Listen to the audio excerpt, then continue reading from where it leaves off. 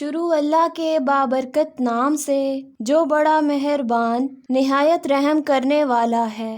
معزز ناظرین، السلام علیکم۔ ناظرین، نبی اکرم صلی اللہ علیہ وآلہ وسلم ہجرت کا سفر مکمل فرما کر بالآخر مدینہ منورہ اپنے مسکن کی جگہ پہنچے۔ ناظرین، مہاجرین کی آمد سے پہلے انصاری مسلمان ایک جگہ باجماعت نماز ادا کیا کرتے تھے۔ حضرت اسد بن زرارہ رضی اللہ تعالی عنہ انہیں نماز پڑھاتے تھے۔ جب آپ صلی اللہ علیہ وآلہ وسلم تشریف لائے تو سب سے پہلے مسجد بنانے کی فکر ہوئی۔ آپ صلی اللہ علیہ وآلہ وسلم اپنی اونٹنی پر سوار ہوئے اور اس کی لگام ڈھیلی چھوڑ دی۔ اونٹنی چل پڑی اور اس جگہ جا کر بیٹھ گئی جہاں آج مسجد نبوی ہے۔ اونٹنی کے بیٹھنے پر آپ صلی اللہ علیہ وآلہ وسلم نے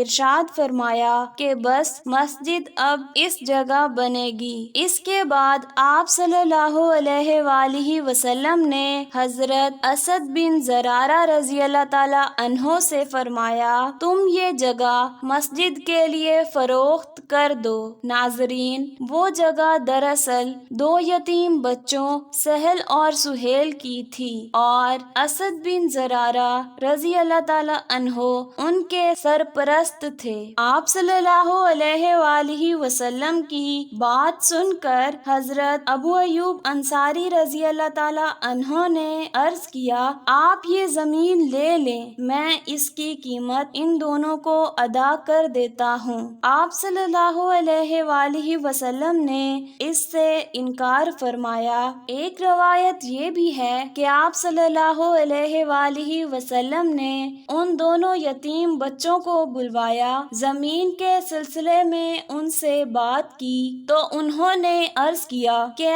اللہ کے رسول، ہم یہ زمین ہدیہ کرتے ہیں۔ تو آپ صلی اللہ علیہ وآلہ وسلم نے ان یتیموں کا ہدیہ قبول کرنے سے انکار فرما دیا اور 10 دینار میں زمین کا وہ ٹکڑا خرید لیا۔ یہ قیمت حضرت ابو بکر صدیق رضی اللہ تعالی عنہ کے مال میں سے ادا کی گئی۔ زمین کی خرید کے بعد آپ صلی اللہ علیہ وآلہ وسلم نے مسجد کی تعمیر شروع کرنے کا ارادہ فرمایا، اینٹیں بنانے کا حکم دیا، پھر گارہ تیار کیا گیا، پھر آپ صلی اللہ علیہ وآلہ وسلم نے اپنے دستے مبارک سے پہلی اینٹ رکھی، دوسری اینٹ حضرت ابو بکر صدیق رضی اللہ تعالی عنہ نے رکھی، تیسری حضرت عمر فاروق رضی اللہ تعالی عنہ نے اور چوتھی سیدنا عثمان غنی رضی اللہ تعالی عنہ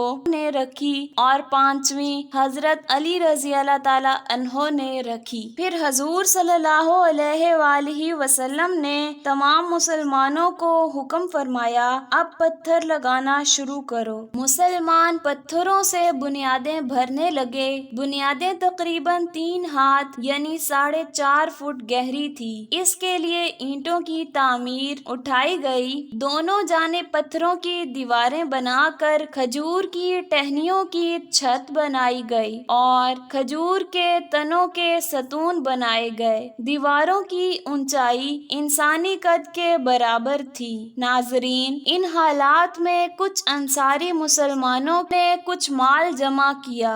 وہ مال آپ صلی اللہ علیہ وآلہ وسلم کے پاس لائے اور عرض کیا اے اللہ کے رسول صلی اللہ علیہ وآلہ وسلم، اس مال سے مسجد بنائیں اور اس کو آراستہ کیجیے، ہم کب تک چھپر کے نیچے نماز ادا کریں گے؟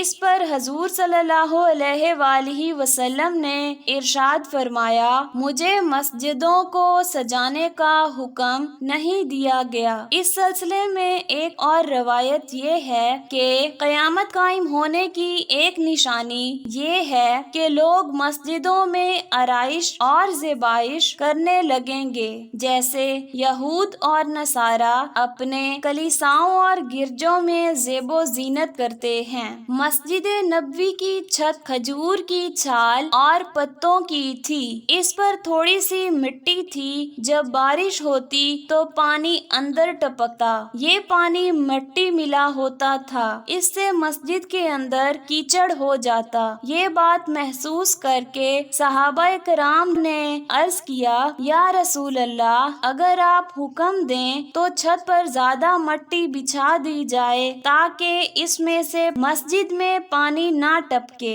آپ صلی اللہ علیہ وآلہ وسلم نے ارشاد فرمایا، نہیں، یوں ہی رہنے دو۔ ناظرین، مسجد نبوی کی تعمیر کے کام میں تمام مہاجرین اور انصار صحابہ نے ساتھ حصہ لیا، یہاں تک کہ خود حضور صلی اللہ علیہ وآلہ وسلم نے بھی اپنے ہاتھوں سے کام کیا۔ رسول اللہ صلی اللہ علیہ وآلہ وسلم اپنی چادر میں اینٹیں بھر بھر کر لاتے، یہاں تک کہ آپ کا سینہ مبارک غبار آلود ہو جاتا۔ صحابہ کرام نے حضور صلی اللہ علیہ وآلہ وسلم کو اینٹیں اٹھاتے دیکھا تو وہ اور زیادہ جانفشانی سے اینٹیں ڈھونے لگے۔ ایک موقع پر آپ صلی اللہ علیہ وآلہ وسلم نے دیکھا کہ صحابہ کرام تو ایک ایک پتھر اٹھا کر لا رہے ہیں اور حضرت عمار